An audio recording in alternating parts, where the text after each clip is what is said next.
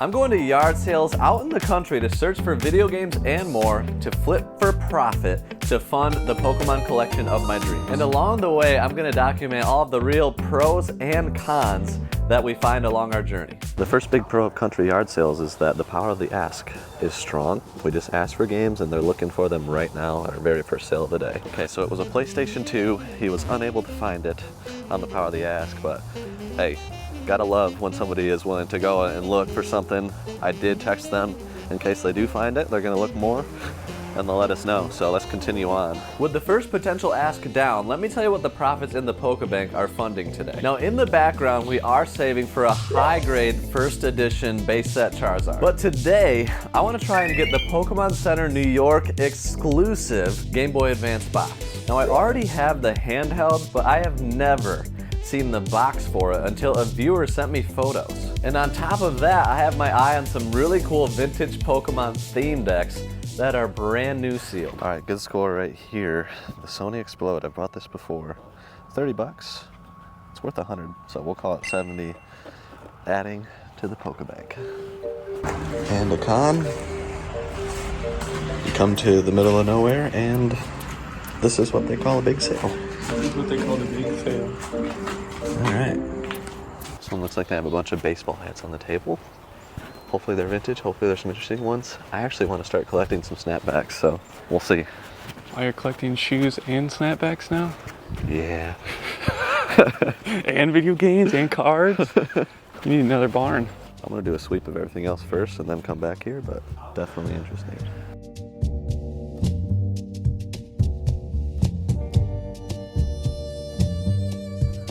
Classic country yard sale. I mean, I'll just bought a bag full of Turkey calls. Turkey calls for 100 bucks. I bought vintage snapbacks. I got 30 from over there. Very, very country. It is exactly Yes. what you would predict. Pros, if you're into this kind of stuff, it's fantastic. Con, if you're not, it's kind of rough. Not great. But if you're willing to look into it, like we just did, I think we're gonna do well on the calls. I really do. I trust you. I mean, you got a lot of experience now. Well, there's a ton of hats, and he said he had them all hanging from the ceiling. Well, pal, we were there for like half an hour. Yeah, those old men are just.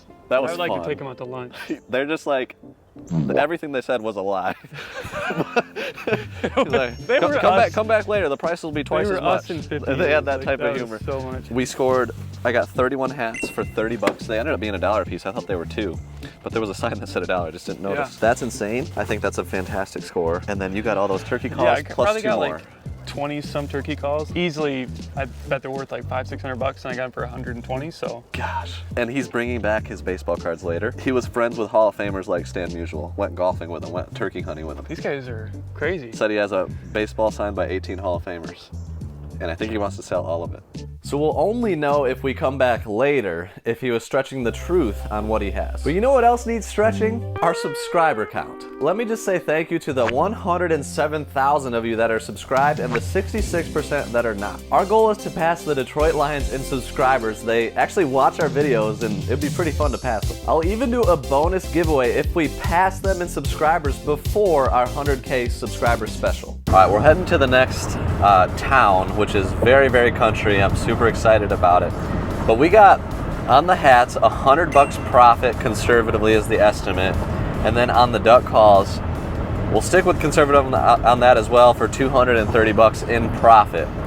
So that puts our total on the day to 400 bucks being added to the Pokebank. We arrive and find 3 sales pretty quick. The pro here is that these are vendor sales in a concentrated area with a lot of different sales to look at. But the con is that you're pretty much always limited to what is out at the sale, and sometimes the pricing can be a bit high too. Honestly, about 90% of my luck at garage sales is when I get to ask for something specific and the person goes inside and digs it up out of the basement to get it. But with vendors, you get what's there. But I still asked at this sale, and as I thought, she had games, but I'd have to wait 4 hours to get them.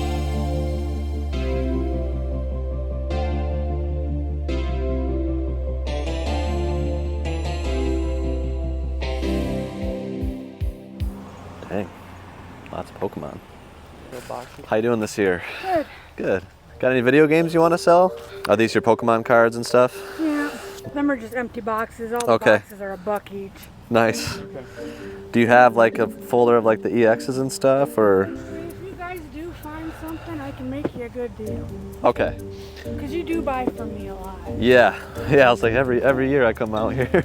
So there's no games at all you want to sell? But before we go any further, I want to thank the sponsor of this video. Instead of walking to garage sales, it's time to start biking to garage sales.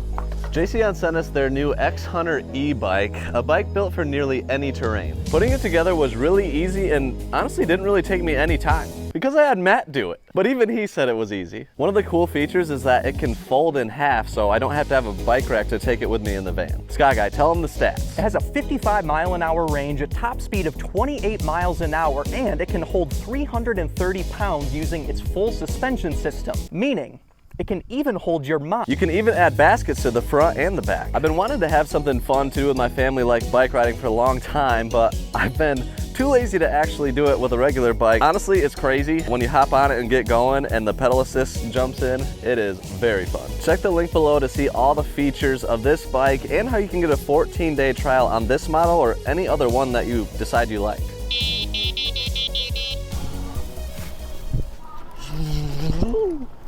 Well, these are not going to be cheap Sure. because they only made so many. Yeah. That makes sense. Oh yeah, some of the super rare. Yep. Nice. I'm thinking about selling my Switch too. Are you? I'd be interested, 'Cause- depending. I mean, some of them haven't even been opened yet. Yeah, I see that. Do you know how much you'd want? Like, I mean, I'd be interested in everything, depending on what you're looking for. You know, these ones are going to be a little better. I'm up to about 130 for all that. Most of them are 10. I have to check those. Would you do 100 for this stack? And then I'll look at those. Sure. Okay. Take buy from me a those. lot. Yeah, I appreciate that. We just picked up, was it 12 games for $100? I don't know. I bought games from her almost every year out here, so there's some good ones. There's like Animal Crossing. I think the top 4 are sealed for $100. Good deal. Probably like, it'll be $20 for the power, and basically the power cord is $20. Oh, there you go. That's like, if you want a cheap game that's really good, Stardew Valley. I'll throw that in free. I'll throw this in free. Okay. Because I can't get the cords down and I feel bad. Oh, that's all good.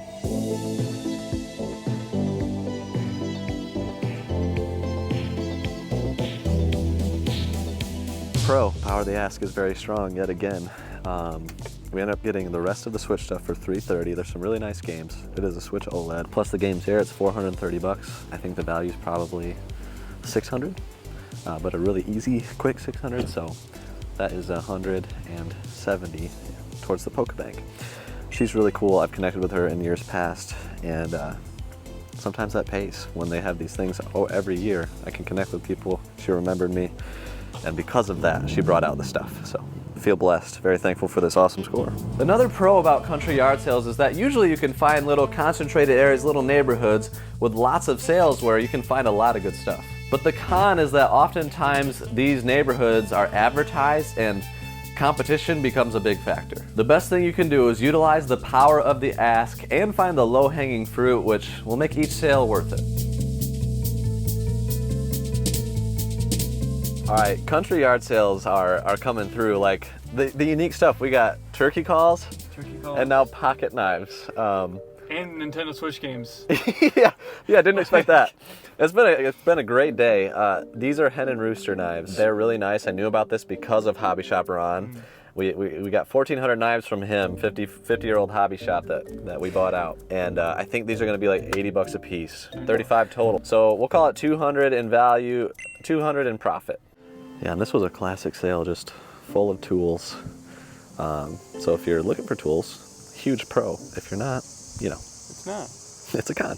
A pro of garage sales, they're a great way to find really unique collections of cool stuff all in one place. But a con that can come with it if you're reselling is a lot of times stuff will be priced at or even a little bit above market, so there's no room for any profit or anything like that.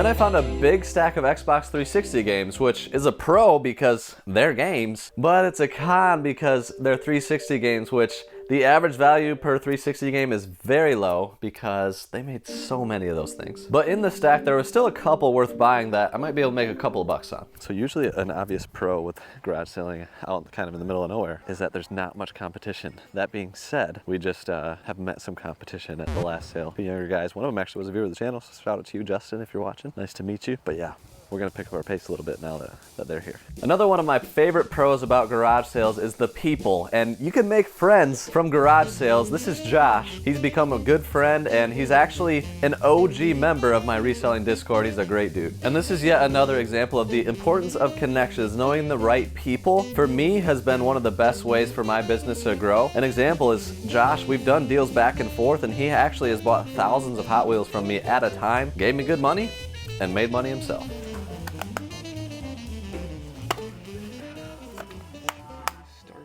Yeah. All right, I'll take all of them. They're marked at 48, so. Okay, I can do 45 even. You good with that? Okay. Yeah. I think I got that exact, so. Holy score. 45 bucks. Super Princess Peach is huge, both Kirby's. There's a Pokemon in there. They're all so clean and complete. And apparently she's gonna bring back some 3DSs tomorrow. Well, I paid 45 bucks. I'd say the value is at least 245. Sheesh. So 200 in profit. Nice. And the best score of the day, actually. Yeah. Shout out to Josh's wife with the cinnamon rolls. I can't wait to dig into these. All right, we did end up getting one thing, passed on the microphones, but this, got it for 20 bucks. Looked like there's a comp that went for like 130, but that was in much better condition, so we'll call this 80 bucks, 60 in profit. Nice, random, good score. Definitely something I'm noticing about these garage sales is most of the scores are just weird, unorthodox. You know, now we added beer sign to our portfolio, knives, turkey calls, and we have gotten some games too. So it's been a really, really solid day. And again, this is like the day before the town is supposed to start actually selling stuff. So turns out we got to come the day before every year because this is crazy. All right, very next sale, Alpel's gonna buy another beer sign. $5. We're not sponsored, but. Yeah, you gotta buy them when they're cheap. At this sale, there was a lot of promising stuff from sports cards to games. Got any video games of any kind, like Nintendo or PlayStation? Of the games, And that's a good pro, but the con is everything was just priced too high to even try to negotiate. All right, and the booth we've been waiting for all day. The toy booth. And probably games too. Let's go check it out.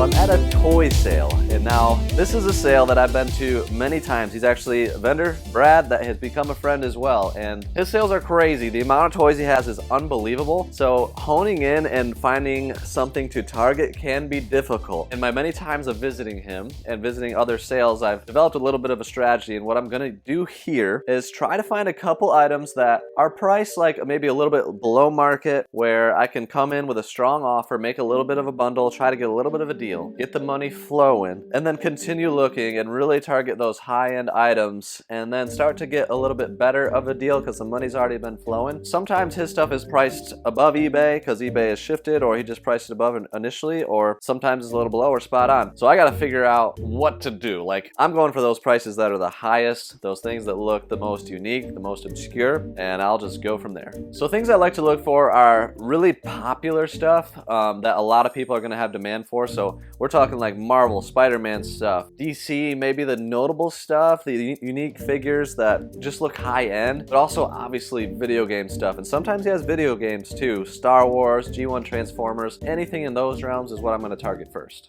I don't know if you've already made money on the collection yet, or Not really. if I stay too long, I'm gonna have no money.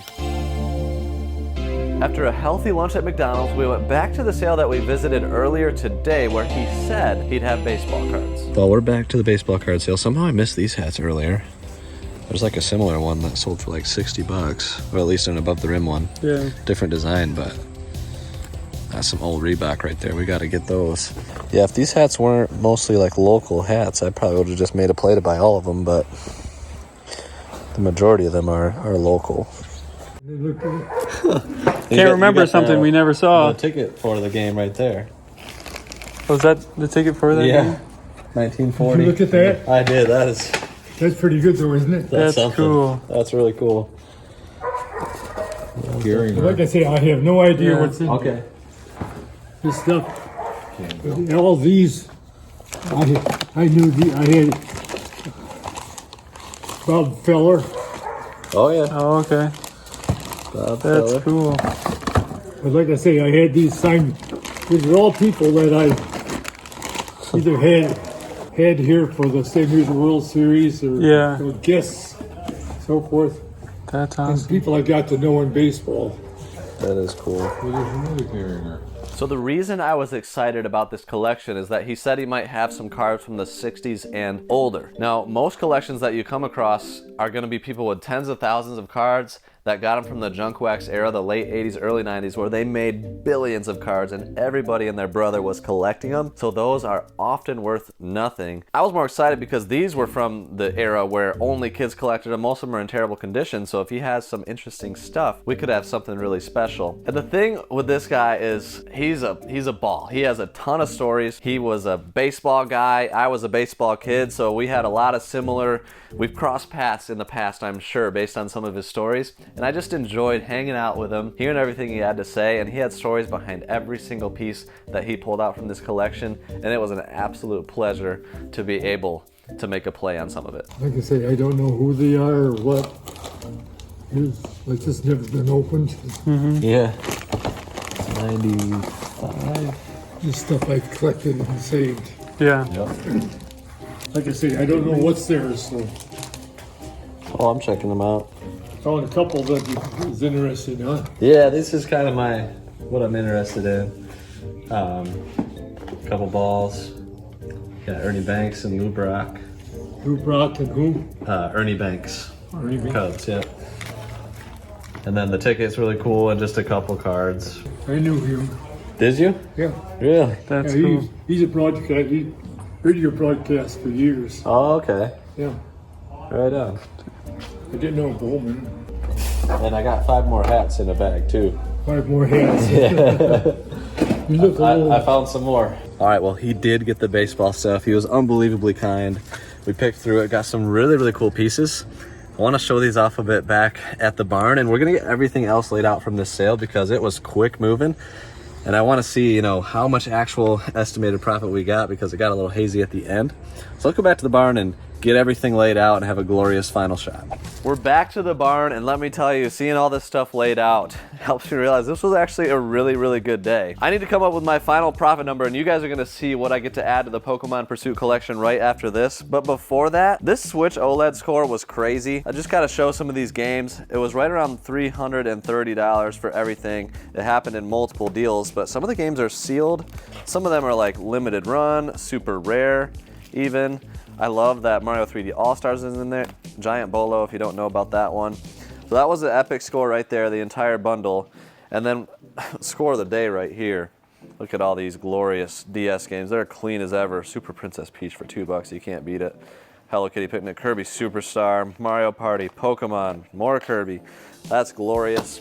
All these toys were a fantastic score, and there's gonna be some really, really good profit in here. A lot of DC figures and stuff like that. The turkey calls, I think are gonna be even more profitable than we originally predicted. They're all in that bag. And then we got the signed Lou Brock Hall of Famer baseball right here.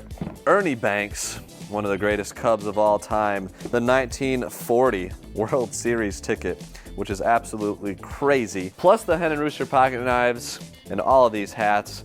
All in all, it was a really good day. And the profit mark, conservatively, is going to be $1,000. So I get to add all of that to the Pokebank. So let's go see what I'm adding to the collection. So I'm super excited to add some Grail pieces to the collection. I will be completing my Pokemon Center New York Game Boy Advance. I've had the console loose for over 10 years, and this is the box and all the contents. I got it for about $500 in a deal. Pokemon room is still under construction, being painted the shelves. It's gonna look amazing by the end of it. So that's going here. And then I'm adding 2 vintage, amazing theme decks. So you got Blaine and Brock both sealed and minty fresh, and hopefully these will fit right here For now, Blaine's got to go in front. Right there. $1,000, drained it, but got some grail pieces in the Pokemon Pursuit using conservative estimated profits. Make sure to check out the last epic video where I almost fell over when the guy named his price for his bin full of video games, and we'll see you guys on the next one. Peace.